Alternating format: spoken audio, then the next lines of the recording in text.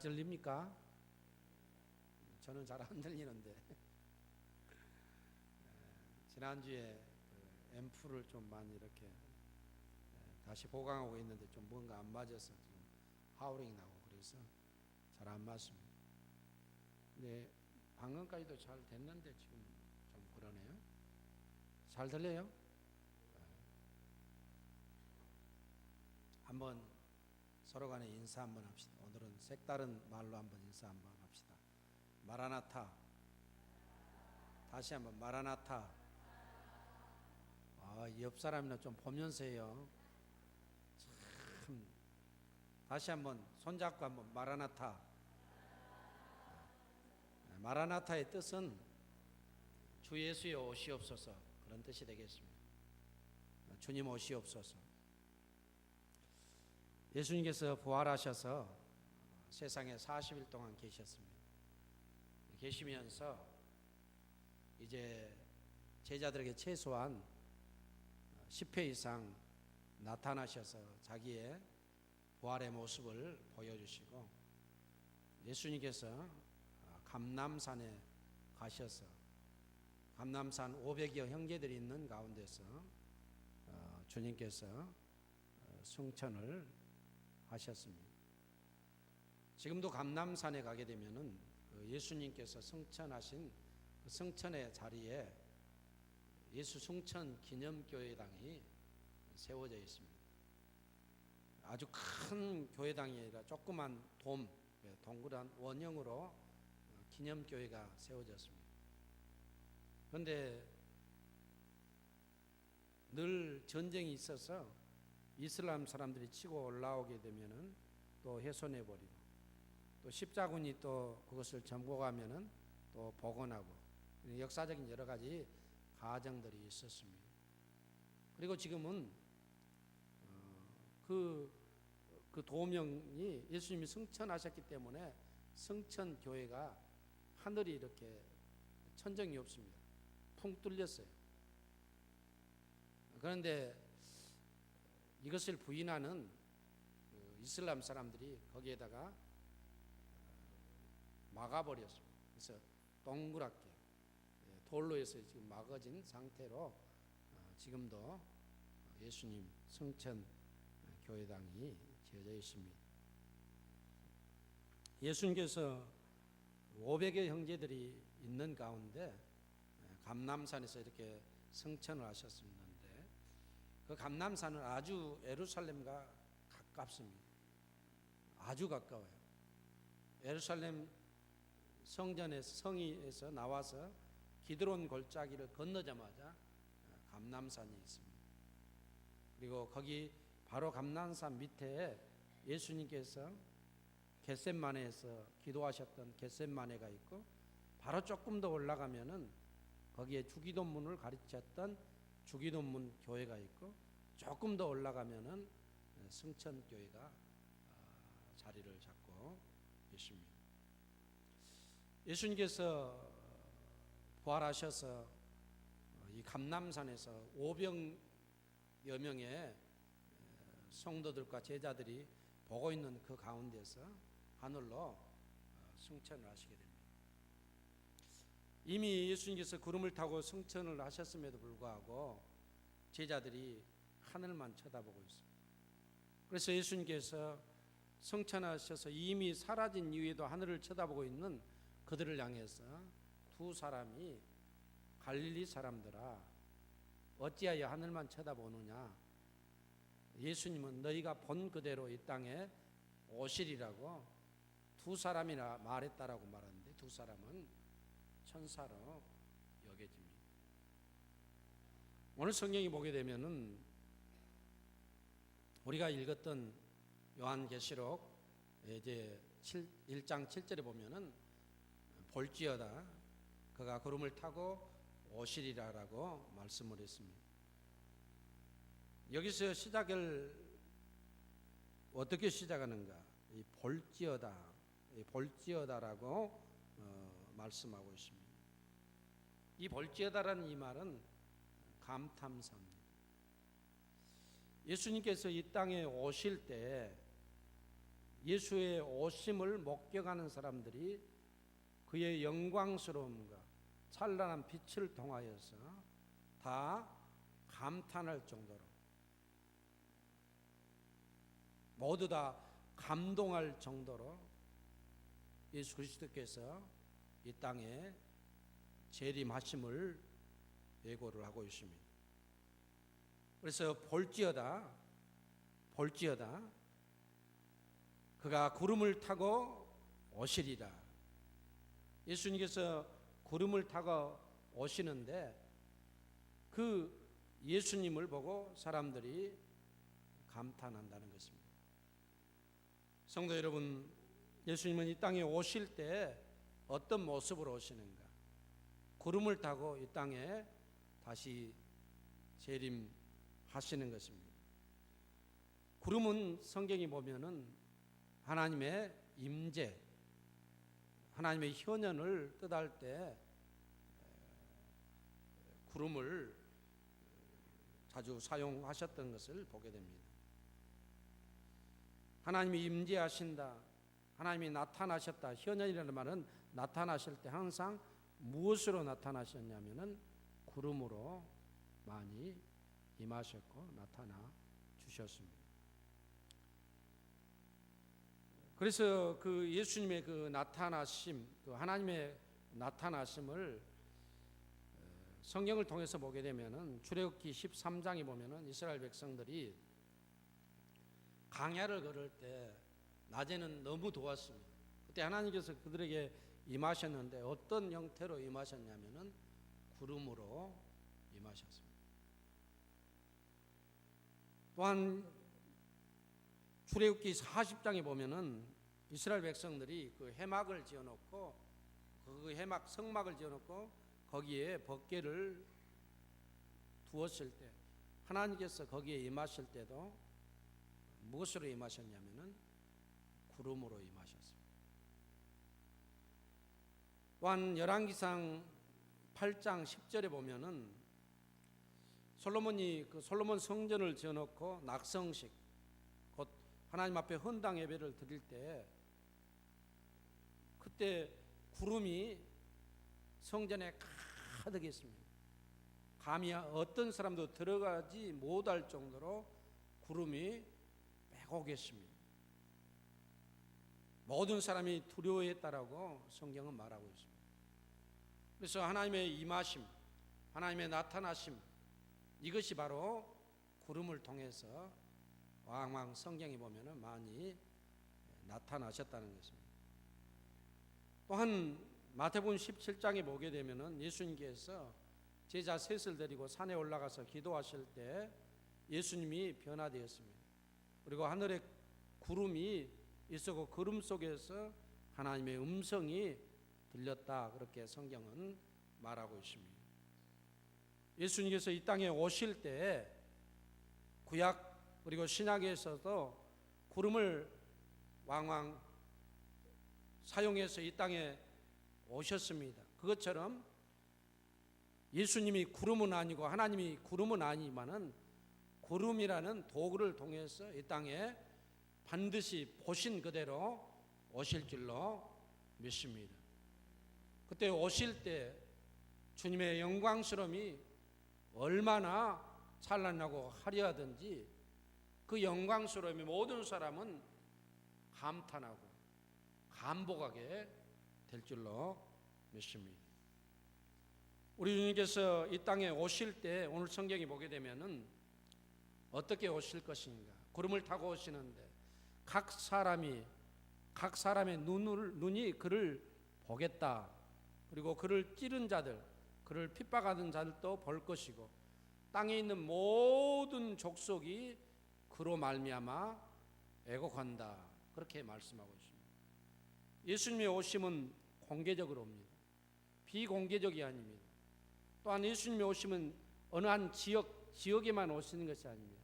예수님은 온 세계에 일시적으로 오게 될 줄로 믿습니다.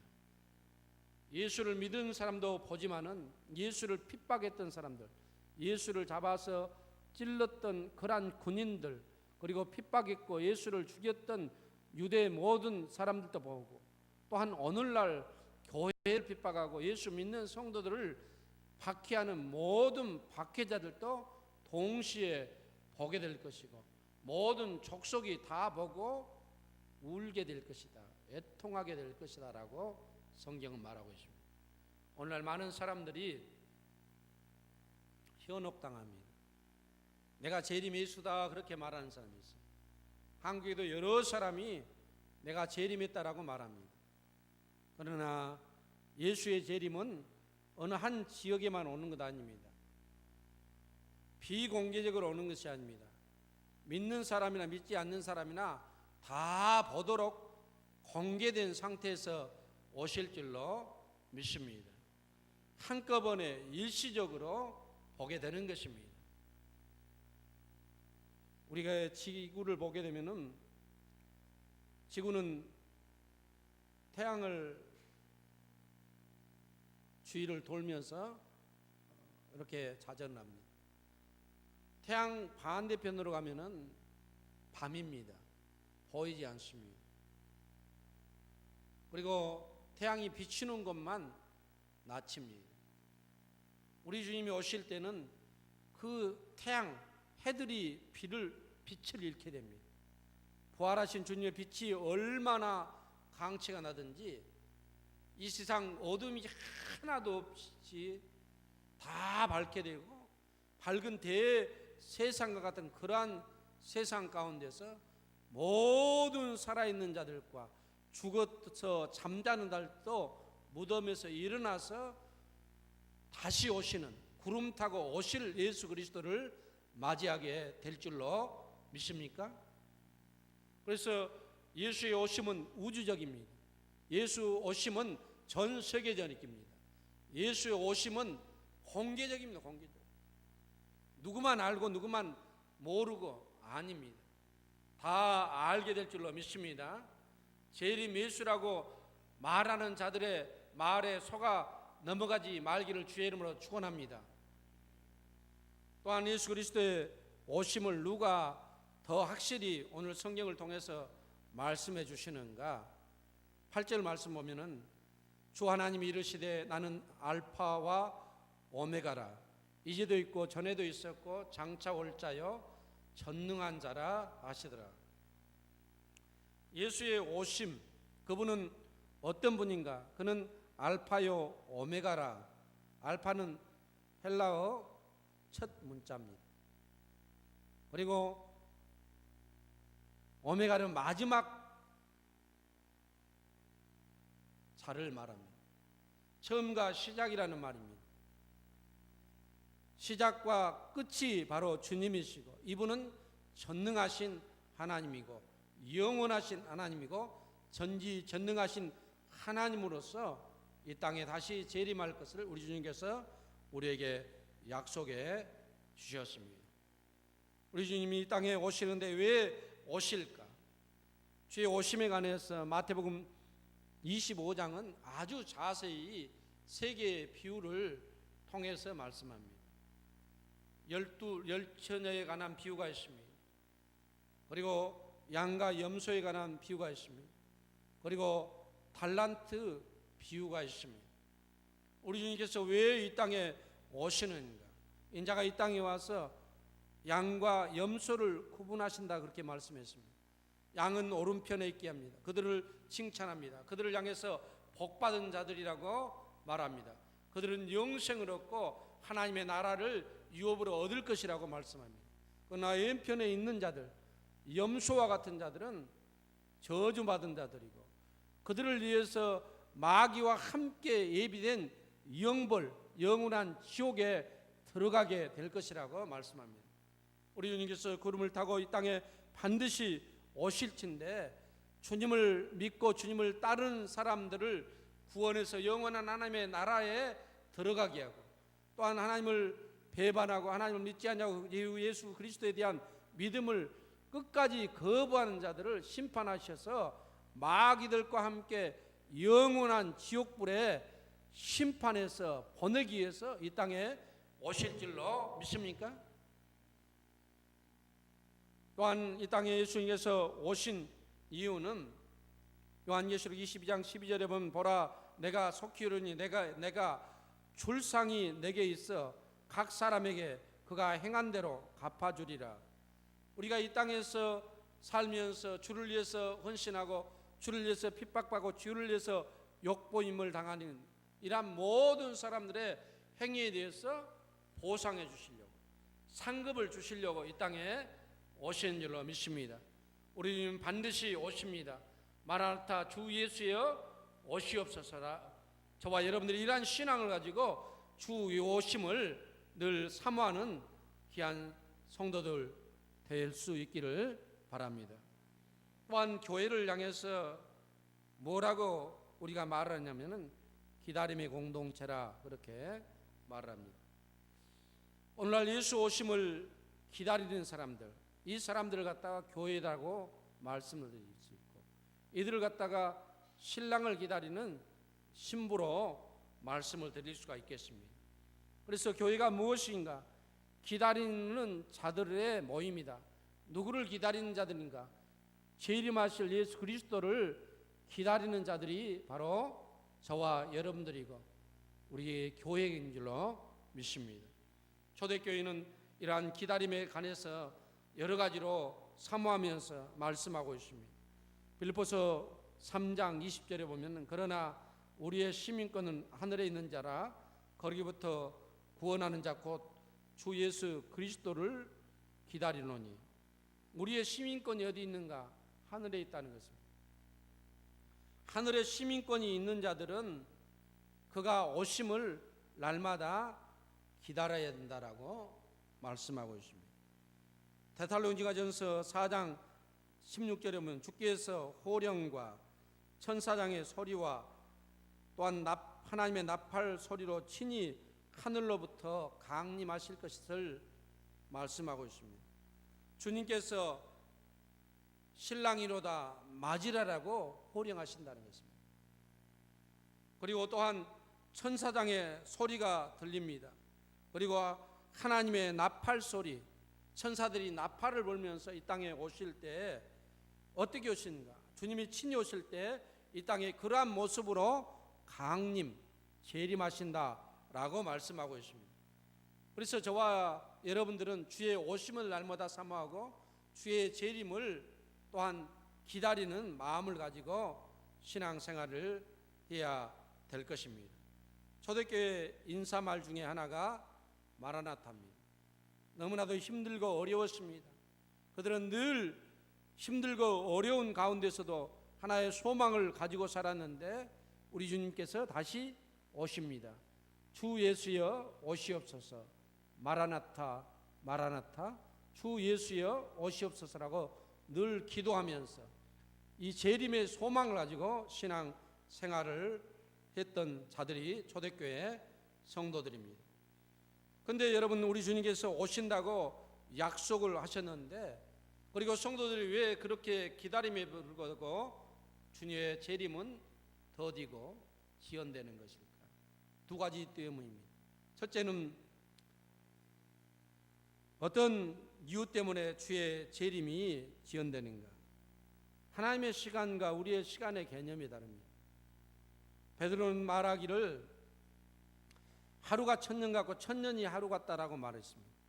우리가 천년처럼 길다고 생각하는 것을 갖다가 주님은 하루라고 생각합니다. 우리가 하루라고 생각하는 것을 주님은 천년으로 생각하실 수 있다라고 말씀합니다. 우리의 시간의 개념을 가지고 주의 재림을 생각할 때 주의 재림이 더디다, 안 오신다, 이런 불신앙적인 생각을 가질 수가 있습니다. 그러나 분명한 것은 우리 주님은 반드시 주님이 계획한 시간 안에 이 땅에 오실 줄로 믿습니다. 또 우리 주님이 이 땅에 오시는 그 재림의 지연 이유는 이제 베드로후서 3장 9절에 보면은 주의 약속은 어떤 이들이 더디다고 생각하는 같이 더딘 것이 아니요 오직 주께서 너희를 대하여 오래 참으사 아무도 멸망치 아니하고 다 회개하기에 이르기를 원하시느니라. 우리 주님께서 왜 늦게 오시는가? 주님이 선택한 자들이 한 사람이라도 빠지지 않고 다 회개하고 구원에 이르도록 그때까지 우리 주님께서 기다리고 계시기 때문에 주의 재림이 더디다라고 오늘 성경은 말하고 있습니다. 성도 여러분, 우리는 주의 재림을 늘 사모하면서 재림을 준비하는 그러한 신앙 생활을 해야 될 줄로 믿습니다. 우리들이 재림을 맞는 자세가 무엇인가? 간단히 말씀드리고 오늘 말씀을 마치려고 합니다. 거룩한 행실과 경건한 삶을 사는 것입니다. 거룩한 행실과 경건은 참된 믿음을 뜻합니다. 이것은 슬기로운 10처녀 중에서 그 5처녀에 해당된다라고 볼 수가 있습니다. 10처녀 비유에서 그들이 5명은 슬기로운 자인데 그 5명은 등은 같고 그들이 또한 등에 무엇을 준비했습니까? 기름을 준비한다. 그러나 5은 등은 가졌으되 기름을 준비하지 못했다는 것입니다. 신앙생활한다는 그리고 성도라는 이름은 가졌으나 기름을 준비하지 못했다. 이것은 예수에 대한 온전한 믿음을 갖지 못했다는 것입니다. 성도 여러분, 저와 여러분들이 주님을 맞이하려고 하면은 거룩한 행실과 경건한 삶을 계속적으로 사는 것이 주님을 맞이하는 자의 자세인 줄로 믿습니다. 또한 우리의 주님의 재림을 맞이하는 사람은 어떤 마음으로 맞이해야 되는가? 항상 깨어서 기도하는 삶입니다. 기도하면서 사는 것이 주의 재림을 맞이하는 삶입니다. 또한 주의 재림을 맞이하는 삶은 주께서 우리에게 맡겨준 사명을 잘 감당하는 삶입니다. 더 나아가서 주의 재림을 날마다 기다리며 사모하는 마음이 우리 중에 있어야 될 줄로 믿습니다. 요즘 주의 재림에 대한 신앙이 굉장히 약화되었습니다. 주님이 오신다고 해도 조금 다음에 오셨으면 좋겠습니다. 그런 생각을 가지고 신앙생활을 하는 사람들이 참 많습니다. 너무나도 살기가 편해졌습니다. 이 세상이 행복합니다. 그래서 주의 재림에 대한 사모함도 없고 또 주의 재림을 기다리는 사람도 없어요. 그러나 주의 재림을 기다리는 사람은 종말론적인 삶을 사는데 아마 오늘이라, 오늘 우리 주님께서 오실까? 종말론적인 삶이란 오늘이 내 인생의 마지막이 될 수 있다. 오늘 주님이 오시면은 내 인생은 다 끝이 난다. 이런 마음으로 주의 오심을 기다리면서 사모하면서 살아야 될 줄로 믿습니다. 공감의 시간이라는 말이 있습니다. 이 공감의 시간이라는 것은 무슨 말인가? 내가 누구하고 친구하고 약속을 했습니다. 오늘 12시에 약속을 했습니다. 12시에 나가서 기다립니다. 친구가 온다는 시간 12시입니다. 그것이 바로 온다는 시간을 공감할 수 있는 것, 그 기다리는 시간이 바로 공감의 시간입니다. 12시 10분이 됐습니다. 그래도 조금 차가 늦나 보다 기다릴 수가 있습니다. 공감되어집니다. 그러나 1시 정도 되면은 차가 너무 밀리나? 2시 되면은 오다가 사고 났나? 3시 되면 연락도 안 되고 잊어버렸나? 그리고 하룻밤 지나면은 공감의 시간이 끝나버립니다. 우리가 살면서 예수 그리스도 오심에 대해서 기다리는데 내 생각으로, 내 표준으로, 내 기준으로 공감의 시간을 설정해 놓고 주의 오심을 기다립니다. 그러나 내가 기다리고 기다려도 안 오니까 안 오실라나 보다라고 생각해서 재림에 대한 신앙을 버려버리고 관심을 안 가질 때도 많이 있습니다. 그러나 내가 공감하든 공감하지 아니하든 주님은 본대로 오실 줄로 믿습니다. 그러므로 저와 여러분들이 깨끗한 행실로 신부로서 신랑을 맞을 준비를 해야 되고 날마다 기도하는 삶, 그리고 내게 주어진 이 사명을 잘 감당하면서 언제 주님이 오신다 할지라도 맞이할 수 있는 이러한 믿음을 가지고 저와 여러분들이 살아가야만 주님 오실 때 기쁜 마음으로 즐거운 마음으로 재림의 주님을 맞이하게 될 줄로 믿습니다. 기도하겠습니다. 거룩하신 하나님 아버지,